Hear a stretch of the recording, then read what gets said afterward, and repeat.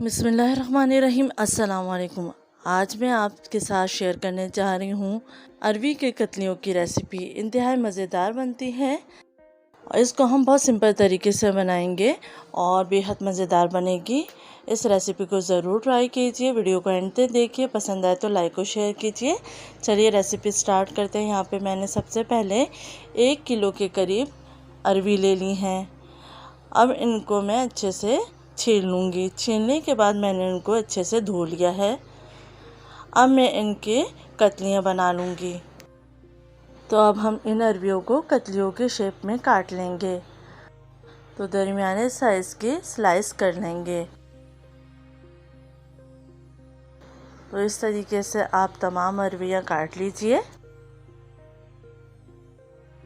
बहुत सिंपल तरीके से इस रेसिपी को हम तैयार करेंगे और इंतहाई मज़ेदार बनती है।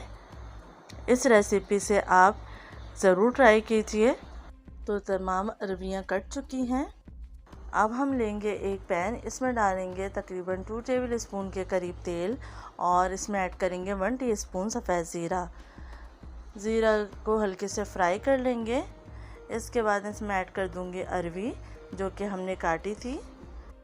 इसके बाद मैं इसमें ऐड करूँगी नमक 1 टीस्पून, पिसी हुई लाल मिर्च 1/2 टीस्पून, कुटी हुई लाल मिर्च 1/2 टीस्पून, हल्दी 1/4 टीस्पून और 1/4 टीस्पून लहसुन अदरक का पेस्ट। बहुत कम इंग्रेडिएंट्स में ये रेसिपी तैयार हो जाती है और बेहद मज़ेदार बनेगी। इसको हल्का सा फ्राई कर लेंगे। इसके बाद हम ऐड करेंगे 2 हरी मिर्चें जिनको मैंने काट लिया था।